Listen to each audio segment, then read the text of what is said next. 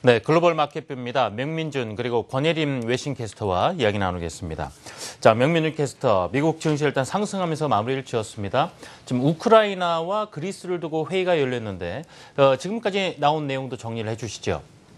네, 뉴욕 증시 이 우크라이나 사태 휴전 합의가 이뤄지면서 지정학적 우려가 완화됐고 이 기업들의 펀더멘털 그리고 M&A 소식도 증시에 힘을 보탰습니다.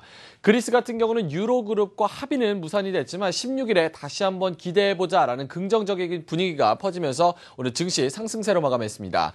다우존스 세 자릿수 상승률입니다. 110포인트 추가하면서 17,972포인트, 18,000포인트의 돌파를 앞두고 있고요. 기술주 중심의 나스닥 오늘 기술주가 선전하면서 1% 넘게 상승했습니다. 4,857포인트를 기록했네요. 대형주 중심의 S&P 500도 1% 가까이 오르면서 2,088포인트에 오늘 거래를 마치는 모습을 보였습니다. 자, 오늘 하루 흐름 함께 살펴보도록 하겠습니다. 증시에 가장 큰 영향을 준 것은 우크라이나였습니다. 이 우크라이나 내전 사태 해결을 위해서 민스크에 모인 러시아, 독일, 프랑스, 우크라이나가 평화적 합의를 도출했습니다. 이로 인해서 15일부터 휴전한다는 소식이 투심을 다시 돌아오게 했습니다. 기업들의 개별적인 이슈로는 시스코 시스템스가 70% 개선된 호실적으로 그리고 여행업체 익스피디아는 오비츠의 인수 소식으로 증시에 힘을 보탰습니다. 미국 내 경제 지표는 살짝 우려를 자아냈습니다. 미국 경제의 3분의 2를 차지하는 이 소매 판매 0.8% 감소하면서 예상치 0.4% 감소폭보다 더 부진한 것으로 나타났습니다. 2개월째 감소세를 나타내면서 우려를 자아냈고요. 그리고 여기에 신규 실업수당 청구 건수도 2개월 연속 30만 건을 상회하면서 고용시장에 대한 우려도 조금씩 나오고 있는 상황입니다. 자, 유럽 쪽의 이슈는 그리스 그리고 우크라이나입니다. 우크라이나 쪽은 이 권예림 캐스터가 좀 자세하게 전해드리도록 하고요. 먼저 저는 그리스에 좀 브리핑을 해보도록 하겠습니다. 유로그룹이 그리스와 구제금융재협상에 대한 공동 선언문을 채택하기는 했지만 막판에 그리스가 반대하면서 무산된 것으로 전해졌습니다. 이 치프라스 총리의 동의를 얻지 못해서였는데요. 공동선언문에 이 현행 구제금융 프로그램에 대한 연장이라는 표현이 들어갔기 때문입니다. 그리스 새 정부가 기존 구제금융 프로그램을 폐기시킨다라는 공약으로 당선이 됐기 때문에 가교 프로그램이라는 표현으로 변화를 시켜야 한다라는 입장이었는데요. 이로써 이번 합의안 이달 말에 만기되는 1,700억 유로의 구제금융을 연장화돼 구제금융 그리고 브릿지론이라는 두 가지 표현을 모두 다 쓰는 방식을 택하면서 일단 눈앞의 불부터 끄자라는 입장을 취했습니다. 여기에 유로그룹은 조금 비판적 목소리를 냈는데요. 이런 식이면 누가 그리스랑 앞으로 계속 일하고 싶어 하겠느냐라는 대놓고 비난의 목소리를 냈습니다.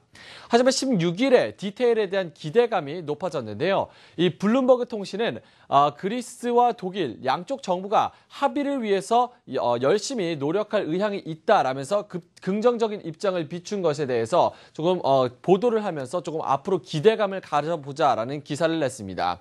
이로 인해서 다음 주 화요일에 있을 두 번째 회의에 촉각이 곤두세우면서 기대감이 높아져 있는 상황입니다. 앞서 이 우크라이나에 대한 소식도 전해주셨는데 권예림 캐스터 우크라이나와 관련한 이야기들 직접 그 말을 통해서 들어볼까요? 네, 오늘 뉴욕 증시는 경제 지표가 다소 실망스럽게 나왔지만 더 큰 지정학적 이슈가 잠잠해지면서 상승했습니다. 16시간가량의 마라톤 사자 회담에서 러시아와 우크라이나의 휴전 협정이 합의를 이루면서 시장의 지정학적 불안감이 줄어들었기 때문인데요. 한편 IMF는 우크라이나에 우리 돈으로 약 19조 원이 넘는 구제금융을 추가적으로 지원하기로 했다고 밝혔습니다. 오늘은 러시아 푸틴 대통령 그리고 IMF 라가르드 총재 그리고 전문가 코멘트 로이터 통신을 통해 이어서 들어보겠습니다. First, we agreed on the ceasefire from midnight on the 15th of February.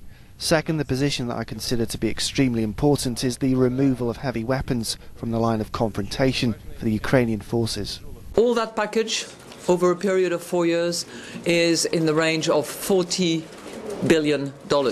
That background that international investors who have got no superior knowledge themselves have been so confused, caught out and frankly put off by the entire situation. So it's one that we're just going to have to wait and see.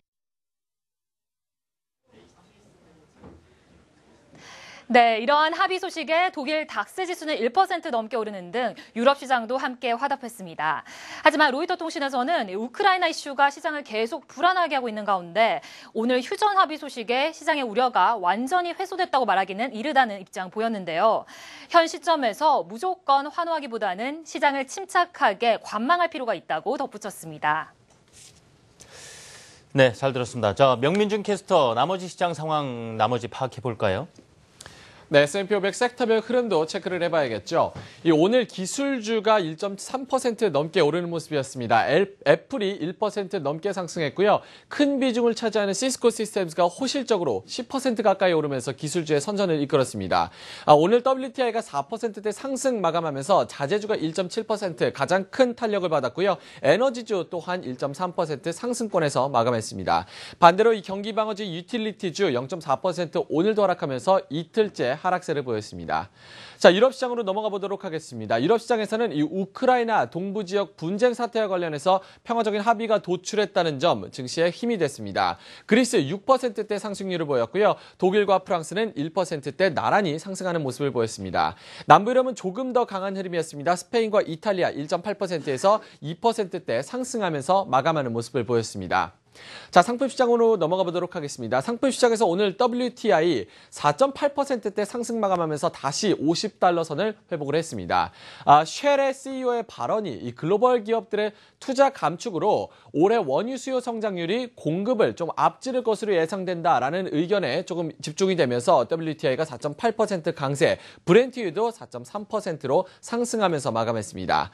오늘 환율에서는 달러가 약세를 보였습니다. 미국 소매 판매 부진에 달러가 약세를 보이면서 달러 인덱스가 94레벨대 초반으로 0.8%대 내려왔고요. 엔달러 환율도 119엔대, 하락폭은 조금 적지만 119엔대 초반으로 다시 내려간 모습을 보이고 있습니다.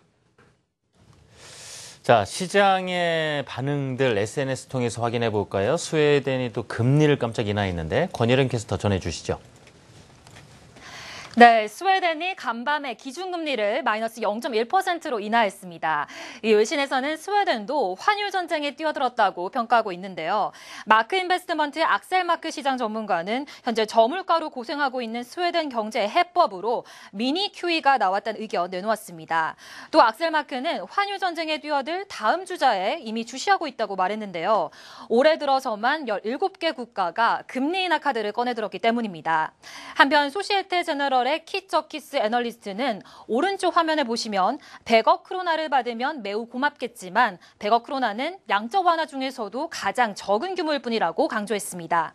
네, 100억 크로나는 우리 돈으로 약 1조 3천억 원에 해당합니다. 다음 트윗 확인해 보겠습니다. 오늘 미국 소매 판매가 예상보다 2배가량 뒷걸음질 친 것으로 나타났습니다. 2009년 10월 이후 가장 큰 하락폭이었는데요. 하지만 오늘 미국 소매 판매가 실망스럽게 나왔음에도 불구하고 증시에는 별다른 영향을 미치지 않았죠. 판테온 매크로 이코노믹스의 이안 셰퍼슨 이코노미스트는 휘발유 가격 하락에 펀치 맞은 미국 소매 판매라고 표현했습니다. 최근 저유가 추세인 동시에 식품이나 헬스케어 등 다른 곳에 지출해야 할 비용이 증가한 이유라고 강조했는데요. 이어 미국 소매 판매가 부진하게 나오면서 연준이 아직 페이션트라는 단어를 유지할 명분이 생겼다고 말했습니다. 하지만 연준의 금리 인상 결정에 미국 고용 시장의 빠른 회복세가 더 큰 영향력을 발휘할 수도 있다고 밝혔습니다. 네, 마지막은 미국 카드 서비스 업체죠. 아메리칸 익스프레스와 유통공용 코스트코와 관련된 트윗 함께 살펴보겠습니다. 아멕스는 미주 지역에서 코스트코와의 카드 사용 계약을 연장하지 않겠다고 밝혔습니다. 이에 따라 전문가는 아멕스가 올해와 내년 실적에 타격을 받을 것으로 예상하고 있는데요. 마켓워치의 필립 벤돈 애널리스트는 코스트코가 아멕스와 계약을 해지하면서 미국의 4대 신용카드 업체 중 하나인 디스커버 파이낸셜이 떠오르고 있다고 전했습니다. 디스커버 카드는 아멕스에 이어 2위로 주목받으며 총 투자 수익률도 해마다 꾸준히 증가한 추세라고 밝혔는데요. 한편 우리나라에서는 코스트코가 올 하반기를 목표로 온라인몰을 열기 위해 추진하고 있다는 기사도 나왔습니다. 네, 지금까지 코스트코가 온라인몰을 개설한 국가는 4곳에 불과한 가운데 이번에 한국이 아시아 최초로 알려져 있는데요. 이 전문가는 국내에서 코스트코의 온라인몰이 개설되면 이 국내 대형 유통업체들과 경쟁이 더 커질 것으로 진단했습니다. 네, 다시 아멕스로 돌아가서 오늘 아멕스의 주가 이 코스트코와 계약 해지 이슈로 7% 가까이 빠진 상황입니다. 네, 잘 들었습니다. 두 분 수고하셨습니다.